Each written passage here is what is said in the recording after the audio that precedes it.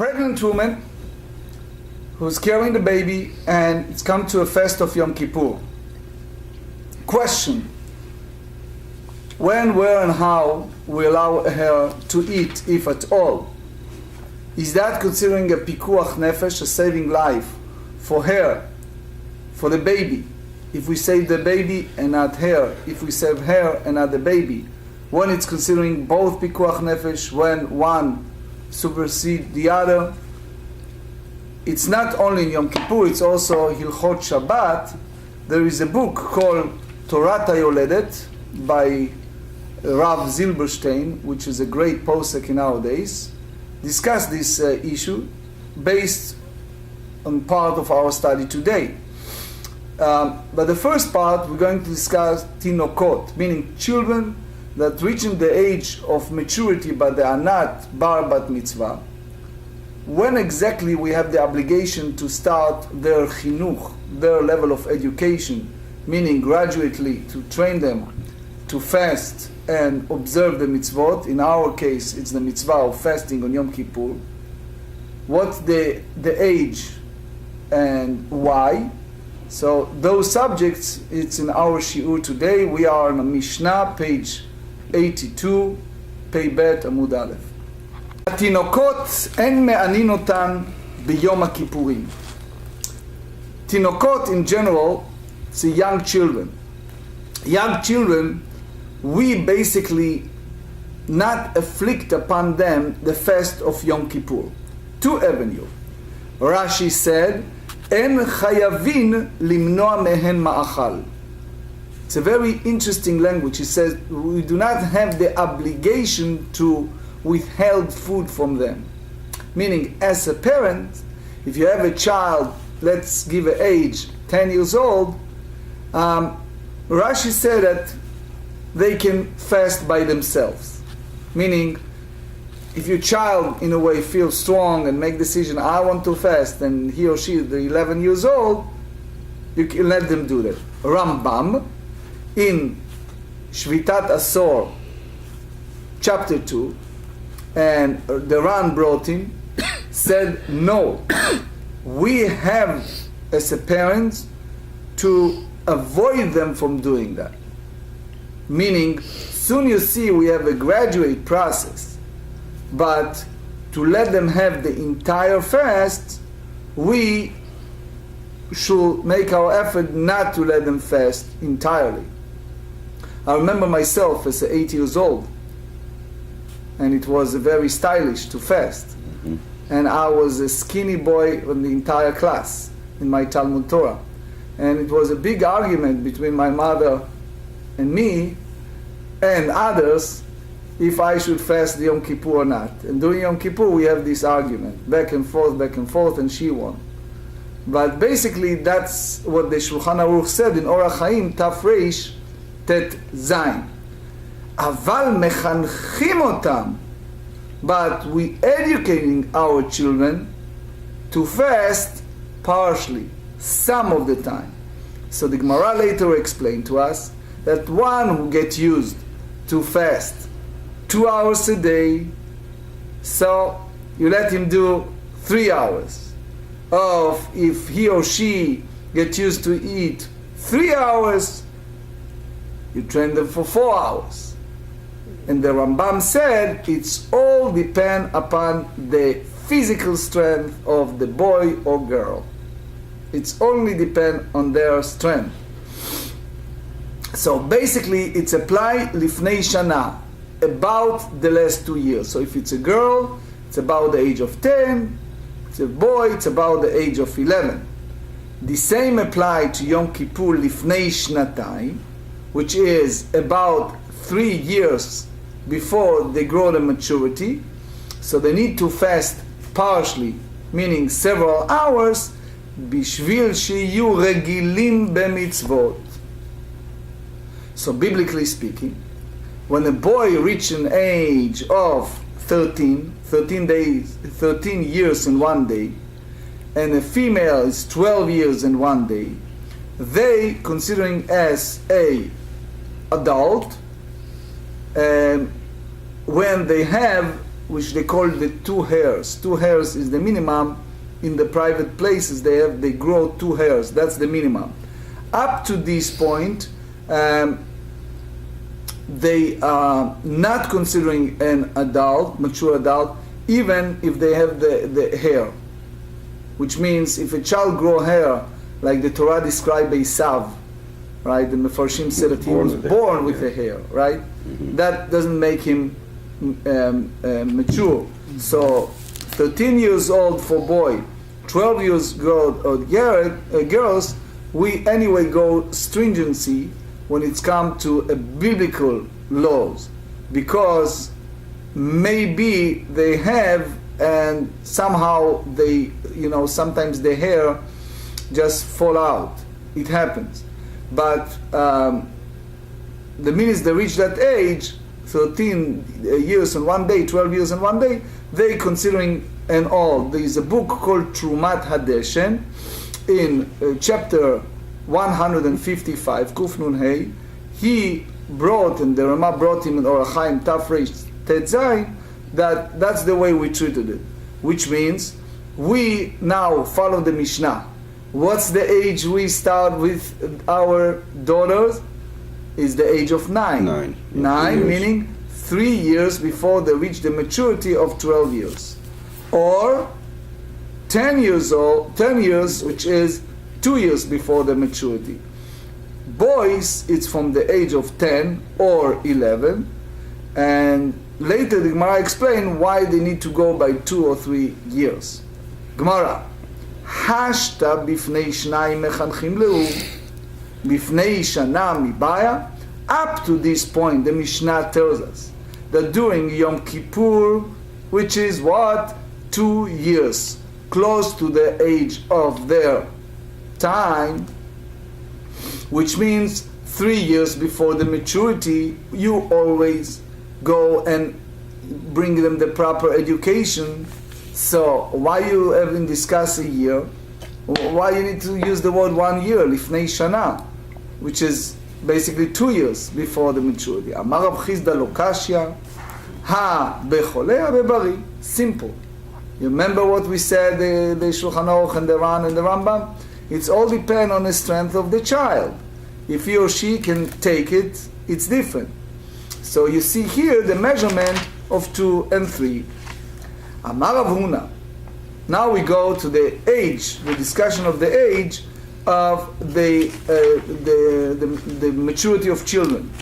Ben shmone v'ben ben teisha, which means a female girl that is healthy at the age of 8, or female that is not healthy at the age of 9, mechanchin oto lekama shaot. There is a discussion in Achronim why they're using male language when they speak about female. But anyway, they teach them to learn for a couple of hours. It's a graduate process. Ben 10 u ben 11, which means again it depends if it's a person with a good health condition or not. Mashlimim mid'Rabbanan.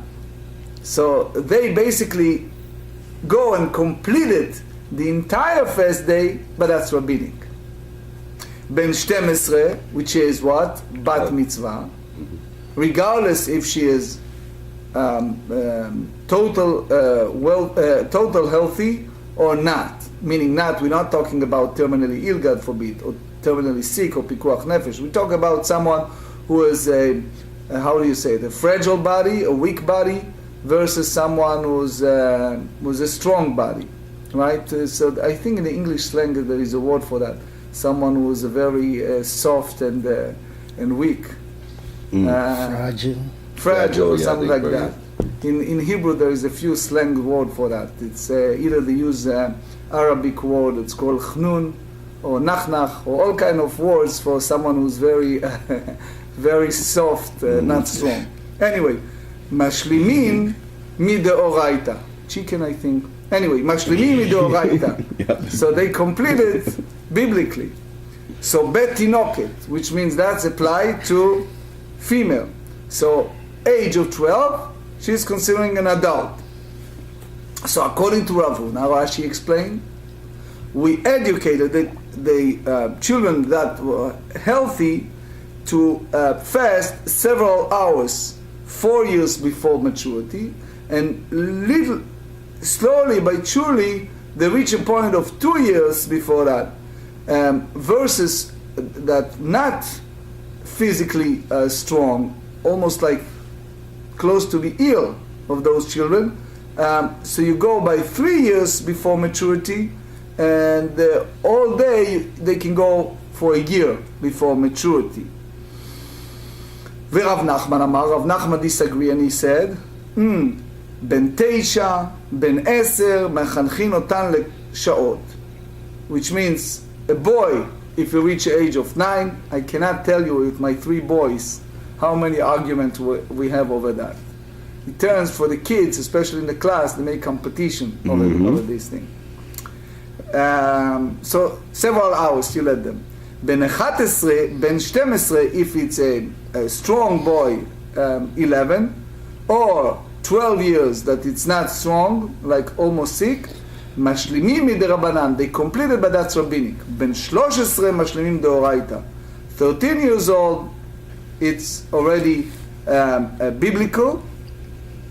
And he said, and all that difference between the two apply what? Betinok. That's applied to a boy and not to a girl. So it means it's not a real disputation between him and Ravuna, but he said that he mainly focused on the male, and Ravuna expressed it in a female. But again, why they're using in that sense a term of male when it's come to a female, it's a discussion.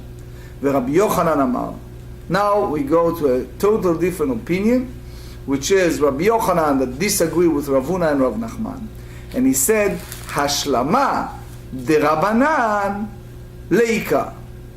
Rabbi Yochanan said, there is no obligation with regard to children completing the fast by the rabbinic law.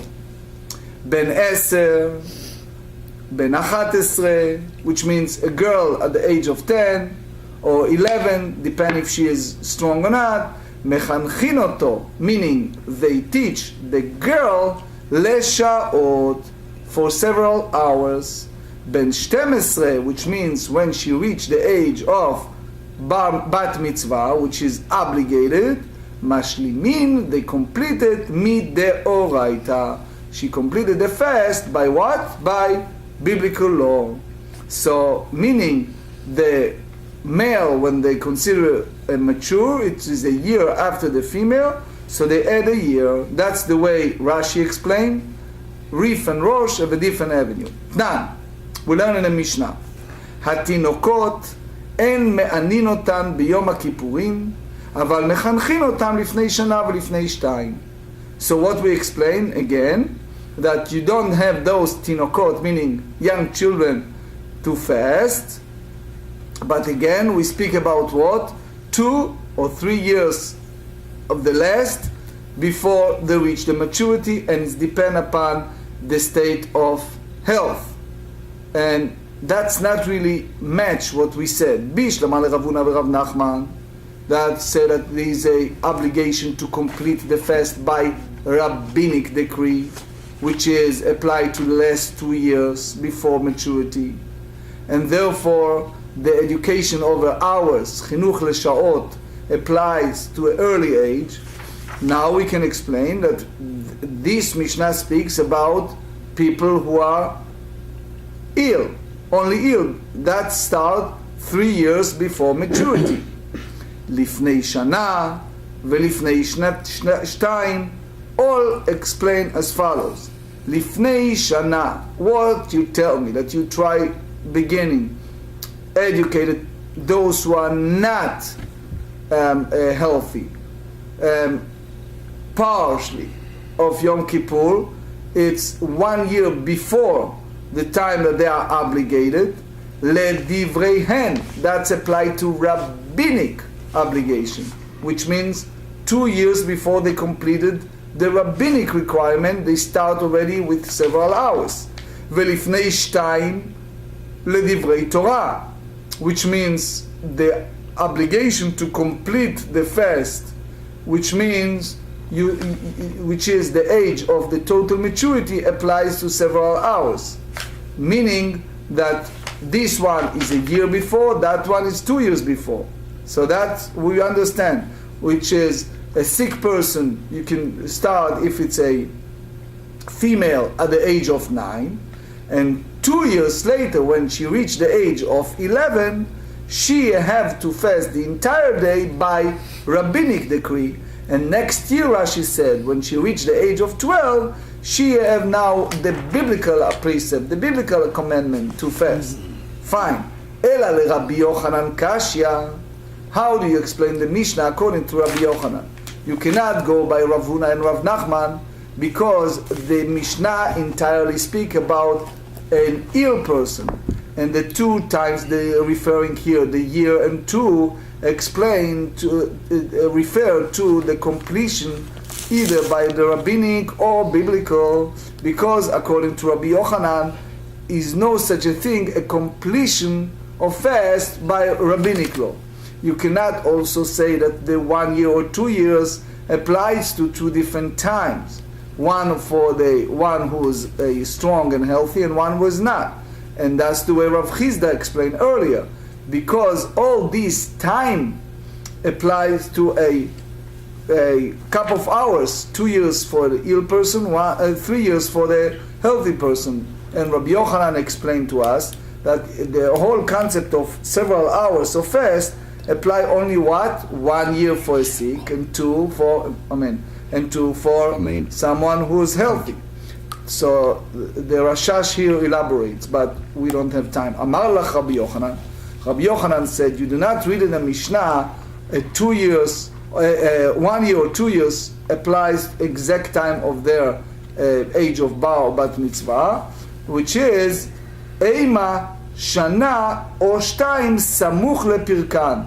They educated them for a couple of hours, depend if they are sick or not, 2 or 3 years before maturity. Tashma de Tane Rabba Bar Shmuel, תינוקות אין מענין אותם ביום הכיפורים, as we said, אבל מחנכים אותם, you educating them, שנה או 2 סמוך לפרקם, 2 or 3 years before the age. בישלמה רבי יוחנן ניחא, as we explained. So 2 years before the healthy child, so you teach him. אלא לרב הונא ורב נחמן, that they said it's a couple of hours, 3 years before maturity, kashya. How do you explain this braita? Amrei lach Rabbanan, Rav Huna v'Rav Nachman explains, Mai chinuch namediktane, what we mean by saying close to the maturity, hashlama, completion of several hours, it's rabbinic, which means the braita teaches us that a not healthy child completed the entire fast day 1 year before maturity, and a strong child can go for 2 years before maturity, and that's match the point of Rav Huna and Rav Nachman. Do you mean to say educating a child, that's completing of the fast? Vatanya eze chinuch. What type of chinuch? So the Braita said in different one. It says, if you get used to eat 2 hours of the day, you're extending it to 3. בשלוש, מאכילים אותו ב4. 3 hours, you go for 4. So it means, if a child fed 3, you go for 4. So when it's come to a fast, it's the whole idea of educating it to fast part of the day and not completion for the entire day. So you back to the question of the Braita, previous Braita, by Rav Huna and Rav Nachman. Amar Rava bar Ula, Trei chinuch heiyavu. He says that it's a 2 difficult types of training. There is a training of small children to wait slightly longer before eating, and the eating of older children which one habituates them to fasting a full day. So I remember growing up as a child, that we are competing with that. And we go out the break and we used to challenge each other, how long you're fasting, right? That's right. Etc., etc. Anyway, the Shulchan Aruch or Chaim will discuss it later, that Tafresh Tet Zayin elaborate on that. Second part, the Mishnah in regard to Ubara. So as I mentioned earlier, there is a book called Torah Yoledet to a great Rabbi Zilberstein of Bnei Brak. And he have a very painful and long discussion, practical halachot, in regards to a woman at the age of pregnancy, Ubara. When it's come to Shabbat, and with our discussion, it's come to Yom Kippur, how you affect each other. For example, if it's not dangerous for the child, right, but it's a danger for the mother, or vice versa. If it's a danger for the mother, but it's not in danger to the child, how exactly you go here? Ubara she'ericha, when you have a pregnant woman who smelled food. So, anyone, she is, you know, I know it from pregnant, they have cravings. She has tremendous craving to eat. I mean, it's you have to give her something, you know, you have to give it, because basically it's affecting the fetus, affecting the baby. So she and the baby is now under dangers if she's not tasting the food.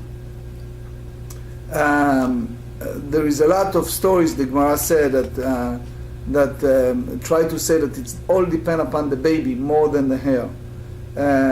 It's a discussion, Shara Tziyun mentioned that the age of the maturity of the baby, we hold that from the 40 days onward, it's already, quote unquote, a full living creature, or full baby for our definition. And there are those who said that if it's earlier than that, you should not feed the mother. It's a discussion in Mishnah Berurah. Anyway, it's a tough issue, but the key is, I remember, I'm back now about 40 years ago. So it was in Jaffa Hospital, if I'm not mistaken, in Israel. Dr. Tzohar, whose father was the chief rabbi of Italy, if I'm not mistaken. I'm speaking before even establishment of the state of Israel. But anyway, he was a what is called like Dr. Preachup. What is called that in a delivery room? A gynecologist, no. obstetrician. Obstetrician. So he was very vehemently and strongly against abortion. So I recall about that time that he came to my dad once. In those years they have the cassette tape that they're recording, right? So he used for his patients to record which nowadays you can hear it much easily.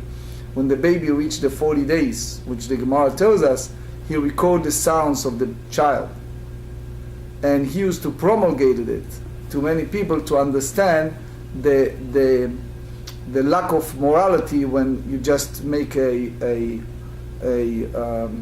idea of abortion for masses. In other words, do not take me wrong, it is not in every case is different, and there are cases that the rabbis go ahead and said we are for that. Isn't there isn't there a reference, I'm trying to think of the Tractate, that basically says if the mother's life is in danger, even at childbirth, that you should abort the baby before the mother's life, right? There are those rare cases. Right, but it's generally that the mother's life until the point that the baby's born is because it's an established life. The famous question right? is Gemarrah in Bava Metzia. Yeah, I think it's Bava Metzia, that's right. The deal, it's a famous story between Ben Petua and Rabbi Akiva. If the two people walking in the desert, one carry a jar of water, the other one not, whose life? And basically we go by the idea of Rabbi Akiva that disputed Ben Petua and said, your life take precedence before the fellow. So in that sense, it's matched in juxtaposition to our discussion that the life of the living mother. But again, so we try to prove that what we are saying, or the Talmud saying, that the 40 days from the it's time, a living being. It's a living being. So again, unfortunately nowadays you see this mass production of abortion. we are basically saying that by halacha every case needs to be judged separately. It's not so simple. The But in general, vast majority of them are for what we would consider the wrong reasons. I mean, because Correct. it's not got nothing to do with the Correct. health of the mother. I mean, Correct. ultimately, that's the life and the health of the mother should, Correct. from the way I understand, is the only reason that. yes, yes. So. So מאכילין אותה עד שתשיב נפשה. So in other words, you have this pikuach nefesh that supersedes the prohibition of eating on Yom Kippur, and you should feed her. So basically, the Rosh tells us in the beginning of chapter 13 that that's applied to any sick person that expresses a sudden need to his face change and he needs food, you feed them. Mm-hmm. For sure, there is a graduate process. You should start with a little water, and you go slowly until they reach the age that Like a diabetic who needs something, yeah. Some cases they are obligated to do it, right? Absolutely. Well, I mean, מאכילים Go to אותו live. על פי פקיעין. So basically how you do that? By expert.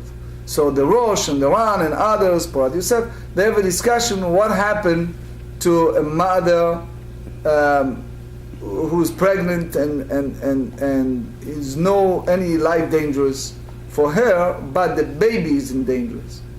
Anyway, so the idea is either you call it bki'in, which means specialist, and not just physicians. But here, if there is a disputations, the rabbi said, between two doctors, you go by the one who's more specialty in this field. in that field. Right? So the Ramban have these two avenues in the book called Torah Adam.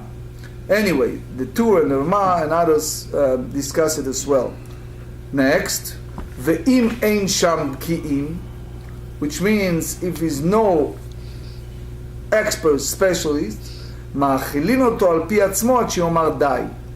So you have to trust his feeling, and you feed him until he reaches a point that says, enough, I can carry on, I don't need to eat anymore. תנו רבנן, וברא שהריחה בשר קודש. So again, you have, for example, the meat of a burnt offering that should be totally burned.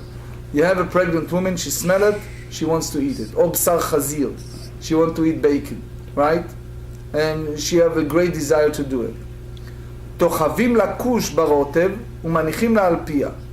So what do? You take like a bomb and you put it in the sauce and you put it in her mouth. So why? Because Rashi explained, now to explain that she's mesukenet, she's endangered. So even something that is prohibited, like a meat that is consecrated, etc., if it's endangered, we try to reduce the prohibition by having her just sucking that bone. That's the Ran explains. Because remember, it's also mental. Mm-hmm. It's also the state of mind. In that sense, it's not always physical. If she come down, mutav, fine. You start with what? With a linen, which is just the sauce.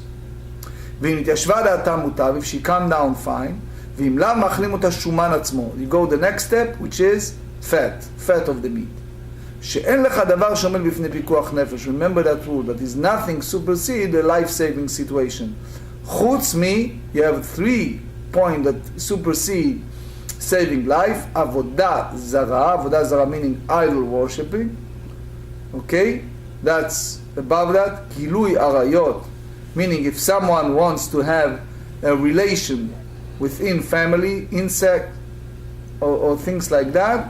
Ushfichu damim. If someone said, I have a desire to kill someone, right? So these 3 things, you can go by Yehareg Ve'al Yavor. It's better to die, not to be in violation. But other than those 3, if it's emergency situation, you go, but you have to go in a gradual process. Avodah zara menalan, how do you know it?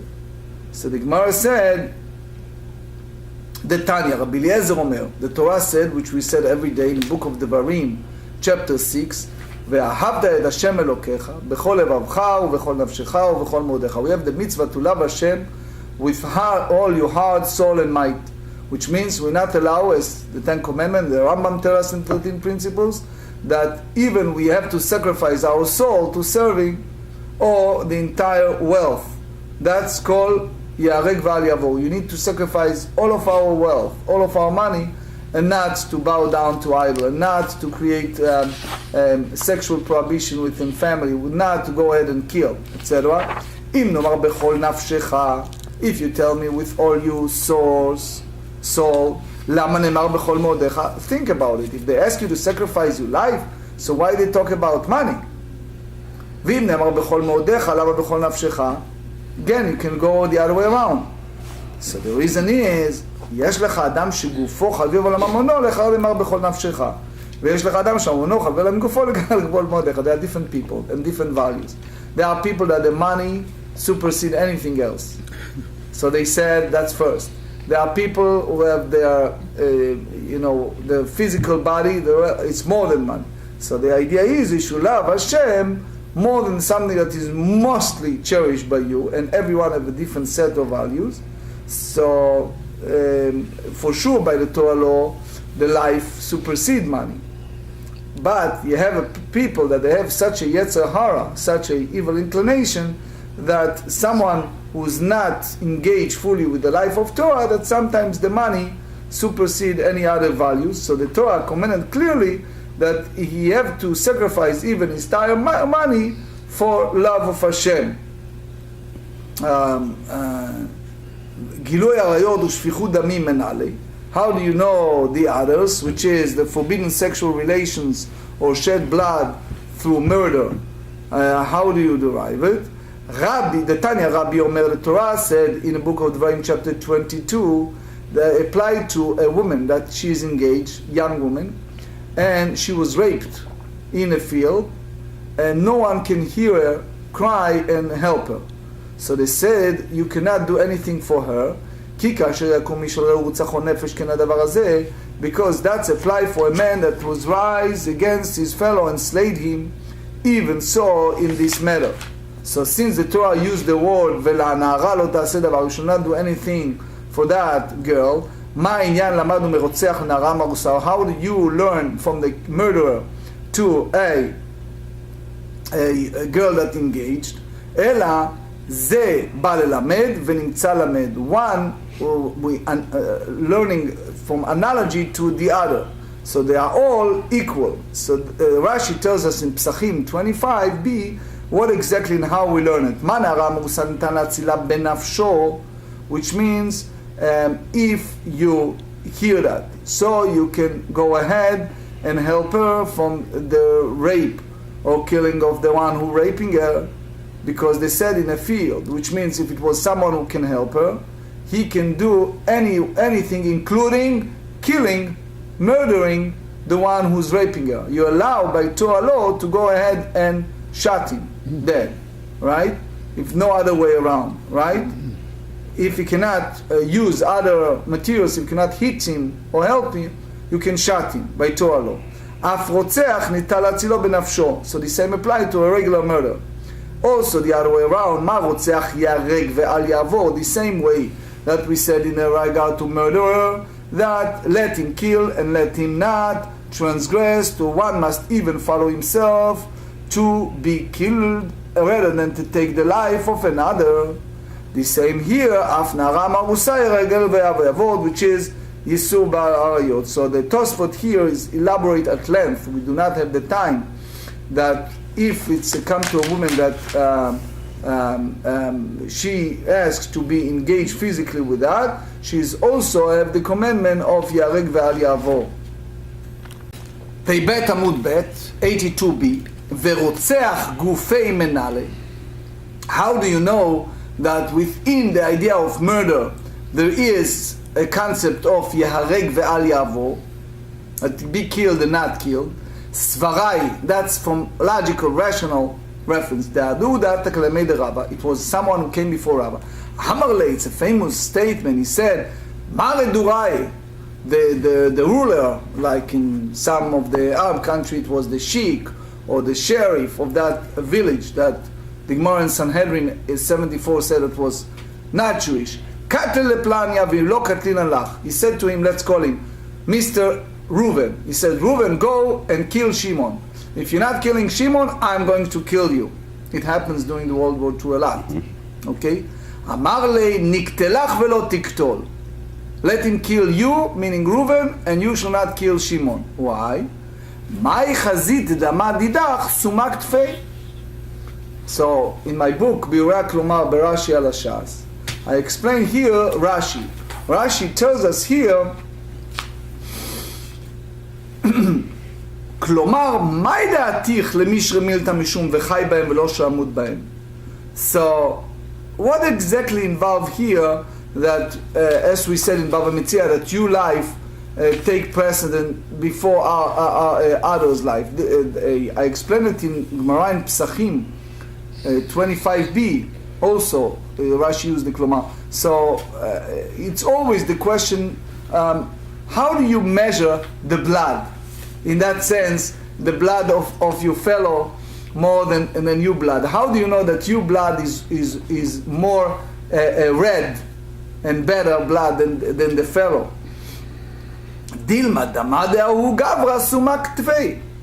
Again, they're using a euphemism, right? They're using a metaphor to express that the other blood can be reddish. So why you allow the prohibition of murdering, like all the other mitzvah that supersede because it's saving life? So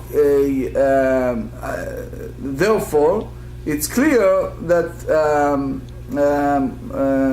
you be killed and not killed other. Hahu barad de'aracha. So here's another story. A certain pregnant woman smell food and have a carving to eat it on Yom Kippur. Yiseach Yitzchak discussed why it's Yom Kippur in particular, but anyway, Atu lekamei de Rabbi. So he came before Rabbi Yehuda Nasi and asked him, Amar lu zulu lechosh lad Yom Kippuri. Go and whisper in her ear, you know, today it's Yom Kippur. Right? So see how she's going to react. For example, the Meiri said, he said, you know, if you make it a fast, your child will be a man of God. Your child will be a big Talmid Chacham. Your child will be just get through this fast. Right, just get through that. Lachushula ve'ilchesha. If she hear that and she calm down, kari aleh, Rabbi call her and use this beautiful term, beterem et tzarcha v'beten yeda'aticha. Jeremiah said in chapter 1 that even before you created, Hashem said to us, I already know you, which means that you overcome your desire.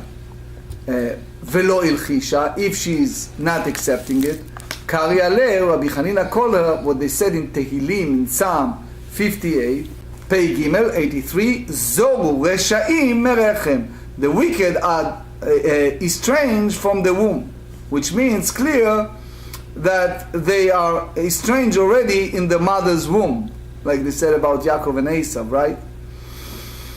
The Kol Eliyahu said that he doesn't listen to those who whisper.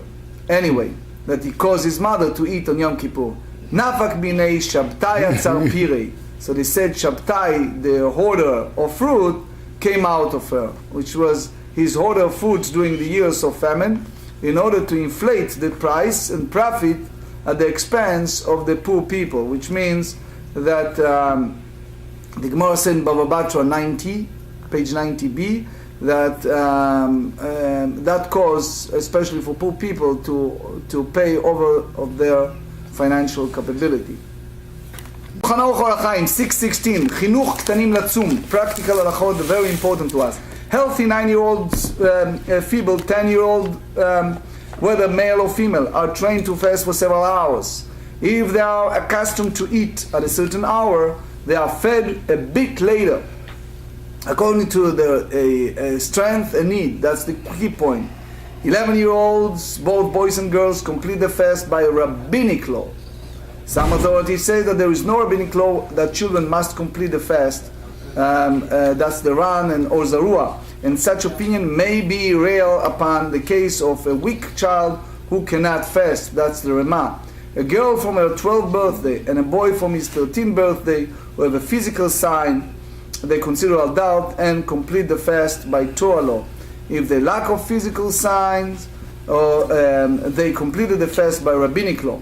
Children, good morning. Children younger than 9-year-old They may fast even if the child himself wishes to be stringent.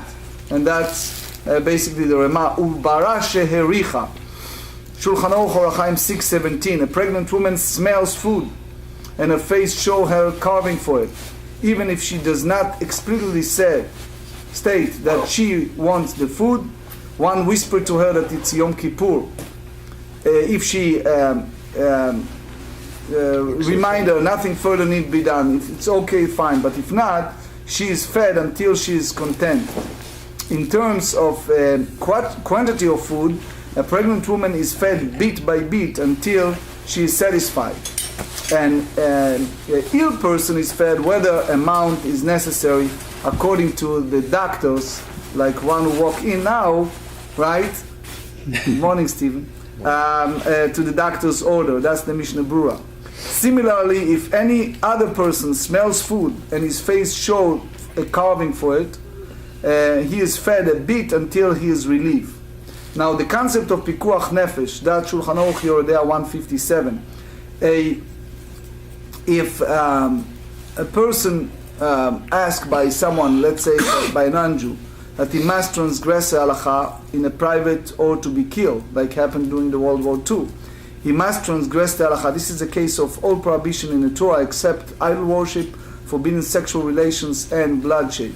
For these three transgressions, one is obligation to forfeit his life, even if private, when he's a threat, and it does not come during the time of a religious persecution. This is ruling even if it will be performed, the acts only for the pleasure for that fellow whose motive is not a transgression of mitzvot. But we said again and again and again that this is something that we need to ask posek. Nitan le'atzilo benafsho. That's a Rambam, Ilchot Retzicha u'Shmirat HaNefesh, chapter 1. If someone is chasing another person in order to kill him, all effort must be made to save the victim, even in the cost of killing the attacker. Similarly, if someone is chasing a betrothed woman to rape her, she must be saved, even at the cost of the attacker's life. There is a concept we said that it's called Yehareg ve'al ya'avor, from where it is driven that it's prohibited to violate the three prohibition of idol worship, murder, and forbidden sexual relations, even in the save of life. It's written in Deuteronomy chapter 6, and you shall love the Lord your God with all your life.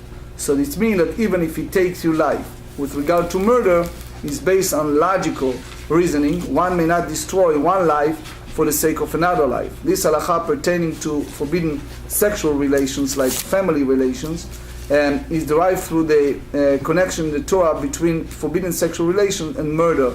And that's basically the Rambam in Chodesh Torah, chapter 5.